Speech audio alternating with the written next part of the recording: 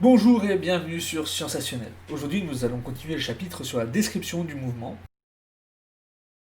Au programme, nous allons étudier différents cas de figure et de référentiels. Donc, je rappelle qu'un référentiel, c'est tout simplement le point de vue de l'observateur, où est-ce qu'on se positionne pour prendre les mesures ou pour observer un mouvement. Donc, premier cas de figure, la balle lâchée à 5 mètres de haut dans un laboratoire de physique. Alors la trajectoire est rectiligne, elle est non uniforme. On voit parce qu'ici les points ne sont pas espacés de la même longueur. Au tout début, les points sont très resserrés et à la fin, ils sont très éloignés. Ok, donc voilà comment on va présenter les choses. Sur un vélo, on a une valve au niveau de la roue pour pomper l'air et remplir la chambre à air et donc avoir un vélo bien gonflé. Imaginons que nous observions précisément cette valve lorsqu'un vélo avance. Qu'est-ce qui va se passer? Quelle est la trajectoire que la valve va faire lorsque le vélo avance? Ok, donc maintenant on considère que vous y avez réfléchi, vous avez fait un dessin de ce à quoi ressemble la trajectoire. Si vous avez dessiné ça, vous êtes comme bon nombre d'entre nous. Moi aussi, lorsque j'étais étudiant, j'avais dessiné la même chose. On a l'impression que c'est le mouvement logique, la trajectoire logique que fera la valve. Mais en réalité, si on observe le mouvement d'une roue précisément, regardez bien ce qui se passe.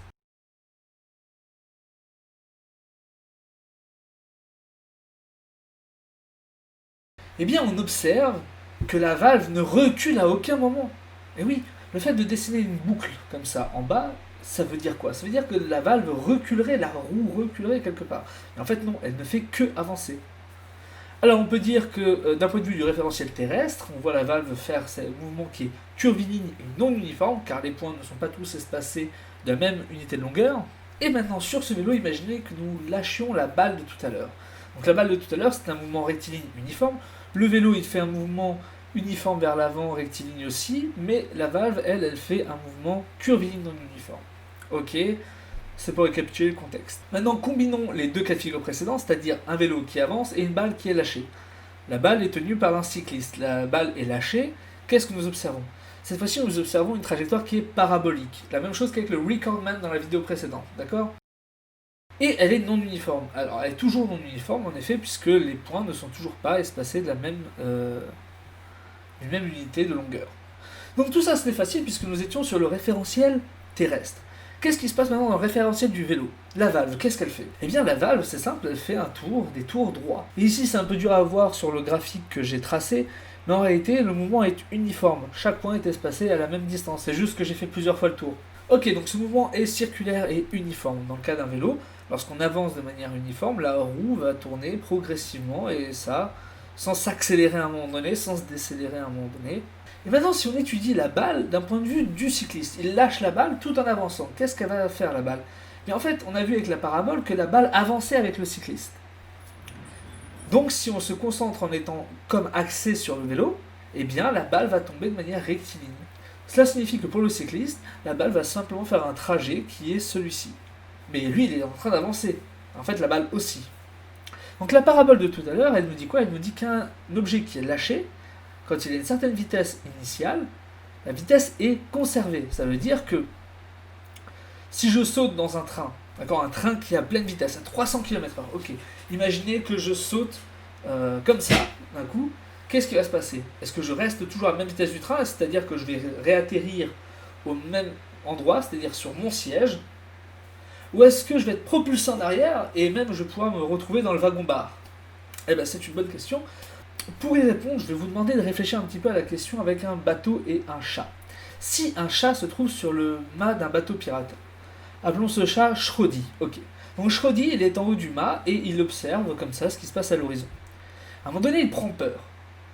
Il est sur le bateau qui lui avance à pleine vitesse et il décide de se laisser tomber du mât. Il décide de se laisser tomber du mât, mais le bateau avance.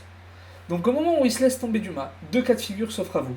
Est-ce que le chat Schrodi va tomber au pied du mât pendant que le bateau avance, ou est-ce que le chat va tomber derrière le bateau? Je vous rassure, le fait de savoir à quelle vitesse avance le bateau ne changera rien à la résolution de ce problème. Donc c'est à vous de savoir, est-ce que le chat va tomber au pied du mât en se laissant tomber, ou est-ce qu'il va tomber derrière le bateau, c'est-à-dire dans l'eau, parce que le bateau aurait avancé. Maintenant que vous y avez réfléchi un petit peu, j'espère que vous avez compris avec la balle que la vitesse initiale est conservée. Donc le chat il avance à la même vitesse que le bateau, donc quand il tombe, il va tomber à la même vitesse que le bateau, et donc atterrir au pied du mât en réalité. Et ça c'est très impressionnant, parce qu'on se dit, bah non, il est tombé du bateau, le bateau avance, pourquoi le chat continuerait à avancer? Eh bien parce que le chat, il était en train d'avancer. Si le chat passait de la vitesse du bateau à une vitesse nulle, imaginez que ce soit le cas de figure. Donc, il passe de la vitesse du bateau à la vitesse nulle parce qu'il a quitté le bateau du sol et il va tomber. Il va effectuer sa chute à une vitesse latérale nulle. C'est-à-dire qu'il va effectivement tomber, mais il ne va plus avancer ni reculer. Eh bien, ça veut dire qu'il passe de 100 km/h à 0 km/h. Et ça, qu'est-ce que c'est? Passer de 100 km/h à 0 km/h en une fraction de seconde, qu'est-ce que ça veut dire? Eh bien, ça veut dire se prendre un mur. Et oui, le moment où vous êtes à 100 km/h et vous passez à 100 km/h, c'est quand vous vous arrêtez brusquement. C'est-à-dire vous prendre un mur. Donc rendez-vous bien compte de ce que vous êtes en train de dire. Vous êtes en train de dire qu'à chaque fois que l'on quitte un objet en mouvement, nous perdons la vitesse initiale. Donc nous arrêtons totalement de bouger. Donc nous nous prenons un mur. Eh bien, heureusement pour Schrödi, non, il ne prend pas de mur et il tombe au pied du mât tranquillement et n'est pas abandonné par ses amis pirates. Alors, en conclusion, la trajectoire de la balle va changer selon le référentiel. En effet, on a vu que si on était dans le cas d'une balle qui ne bougeait pas et qui était juste lâchée, elle allait être rectiligne. En effet, nous avons vu que si elle était lâchée avec un vélo en mouvement, elle allait avancer, faire une parabole. Or, si on regarde à partir du référentiel du vélo, on voit que la balle continue à faire une trajectoire rectiligne non uniforme. Et la valve du vélo, on est en mouvement circulaire uniforme si on se place sur le vélo. Donc on voit effectivement un mouvement circulaire, ok, une roue ça tourne, ça fait des ronds, ok. Mais curviligne et non uniforme dans le cas du référentiel terrestre. Donc voici un petit tableau qui récapitule les cas que nous venons de voir aujourd'hui. Et on voit bien que selon le référentiel, le type de trajectoire va vraiment être différent et surtout l'uniformité de ce mouvement va être différente. Et ça, c'était pas forcément prévisible. Ça veut dire que vraiment, définir le référentiel à partir duquel nous observons les choses, c'est extrêmement pertinent, c'est même crucial. Alors, je vous propose cette fois-ci d'utiliser le logiciel Lattice Pro. Donc, le logiciel Lattice Pro, c'est le logiciel que nous avons utilisé pour réaliser les courbes précédentes. Maintenant, je vais l'utiliser pour déterminer les vecteurs vitesse. Voyons voir. Donc là, on a les vecteurs vitesse qui varient au cours du temps lorsqu'on regarde selon le mouvement. Donc on voit que la flèche est d'abord grande, puis elle devient petite, puis de nouveau grande, puis de nouveau petite, puis de nouveau grande. Et maintenant, dans le cas du mouvement circulaire uniforme, elle reste de même longueur, elle continue à tourner, mais elle reste de même longueur. Alors j'ai mesuré la longueur de ces flèches, et je les ai mis sur des tableaux. Alors, la question que je vous pose, c'est que pouvons-nous faire avec cette collecte de données? Alors je sais que vous avez envie de dire oui, alors la première chose que l'on peut dire, c'est que deux colonnes, eh ben, elles sont pas pareilles. D'un côté on a des valeurs par exemple 2,521, puis de l'autre côté on a des virgules genre 3,299, et alors c'est pas les mêmes valeurs, elles sont différentes parce que c'est pas les mêmes, mais tout ça, ça n'a pas d'intérêt scientifique. En effet, en science, on a une méthodologie. Alors, il y a plusieurs choses que vous pouvez faire avec des tableaux de données. La première, c'est de faire les choses sans besoin de faire de calcul. D'accord? Ça, au moins, même si vous avez oublié votre calculatrice, même si vous n'avez pas d'ordinateur avec vous, vous pouvez faire au moins cette analyse-là. Cette analyse, elle est très simple, c'est de repérer le nombre de valeurs. Ici, il y a le même nombre de valeurs à droite et à gauche. Ça veut dire que nous avons autant d'informations sur la colonne de gauche que sur la colonne de droite. Donc les deux sont tout aussi pertinentes. Deuxième chose que l'on peut faire, c'est repérer les minimums et les maximums. Par exemple, à gauche, nous avons 5,431 et 0,631. C'est assez large comme écart entre le minimum et le maximum si on compare à l'autre tableau qui lui est entre 2,853 et 2,489. D'un côté, on est à peu près dans les 2,4, 2,8, et de l'autre, on est entre 0,6 et 5,4. Vous vous rendez compte de l'écart? J'aimerais que vous notiez d'ailleurs ce terme de vocabulaire qu'il faut que vous gardiez. Il y a une colonne qui est plus dispersée et l'autre qui est plus étroite. Celle qui est la plus étroite, c'est celle qui contient un maximum et un minimum très très proche de sa moyenne. Alors justement, la moyenne, on peut la calculer. Ça, cette fois-ci, c'est une méthode avec calcul. Et on constate effectivement que le minimum et le maximum sont très proches de la moyenne dans le cas de droite, mais dans le cas de gauche, 3,34 est vraiment au milieu de 0,6 et 5,4. Donc d'un certain côté, nous avons une moyenne qui peut représenter l'ensemble des données. Regardez à droite, si je dis 2,7, à chaque fois que je pioche dans la colonne de droite, une valeur, elle est proche de 2,7 finalement. Alors qu'à gauche, 3,34, Eh bien, si je prends une valeur au hasard, par exemple 2,41, eh bien, c'est pas proche de 3,34. Pareil, 5,383, ce n'est pas proche de 3,33. Donc il y a une moyenne qui est plus intéressante que l'autre, une moyenne qui résume ce qui se passe, alors que l'autre ne résume pas du tout ce qui se passe. Alors, un autre outil calculatoire que vous êtes censé connaître, c'est l'écart type. Alors, on ne vous demande pas de savoir le calculer, on vous demande juste de savoir ce que c'est, et à la rigueur sur Excel qui a une touche écart type. Donc, c'est l'écart typique à la moyenne. C'est-à-dire que si vous trouvez une valeur au hasard, et vous la comparez à la moyenne, et bien vous trouverez un écart qui est soit grand, soit petit. Et bien, à gauche, on retrouve un écart de 1,68. Il y a 1,5 point de différence avec la moyenne régulièrement. C'est-à-dire qu'en moyenne, tu trouveras un écart à la moyenne qui est assez grand. Alors qu'à droite, on voit que la moyenne, toutes les valeurs vont être très très proches d'elle, puisque ça va être un écart type de 0,11. Et maintenant, on va passer à la troisième étape. Donc on a fait des analyses sans calcul, des analyses avec deux calculs, la moyenne et l'écart type. Et la troisième analyse, c'est l'utilisation d'un tableur. Donc qu'est-ce qu'on peut faire? On peut en tracer un graphe. Alors voici ici la norme des vecteurs représentée sous forme de graphe. On voit à gauche que la longueur du vecteur, à savoir sa norme, varie énormément puisqu'elle fait des montagnes russes. À droite, on voit que ça reste plutôt constant à la même échelle. Et voyons voir, j'essaie de placer la moyenne sur ces graphes, regardons ce qui se passe.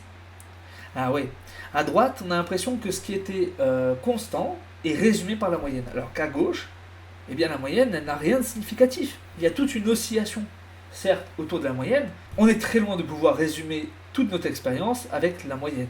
Alors j'aimerais que vous reteniez ceci, c'est une nouvelle définition pour l'uniformité d'une trajectoire ou d'un mouvement, c'est le fait qu'on puisse dire d'un mouvement qu'il est uniforme si la norme de son vecteur vitesse est constante au cours du temps.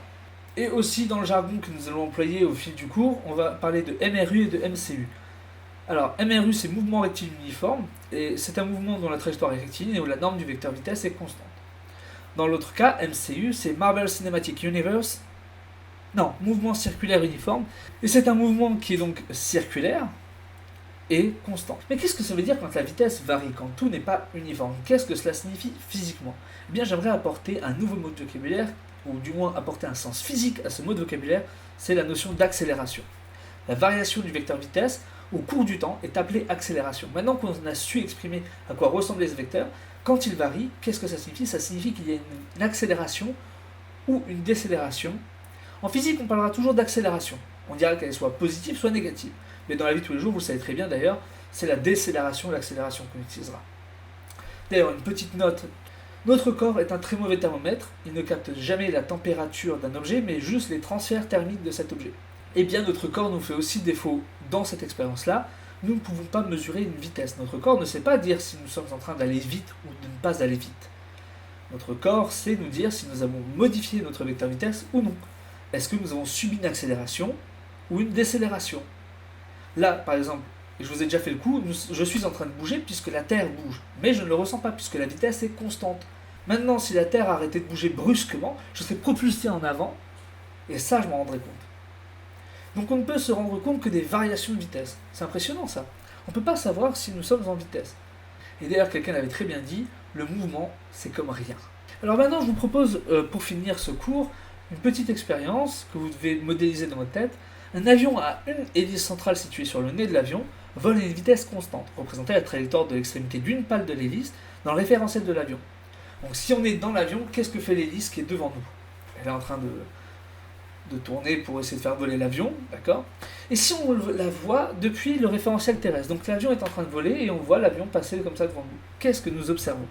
Vous voyez maintenant que si on se trouve dans l'avion, on observera que la pale de l'hélice fait un mouvement circulaire uniforme, alors que dans le cas où on observe l'avion du référentiel terrestre, il avance et donc l'hélice va en fait faire un mouvement curviligne non uniforme. Voilà, c'est tout pour aujourd'hui. Je vous dis à la semaine prochaine sur Sensationnel. Ciao.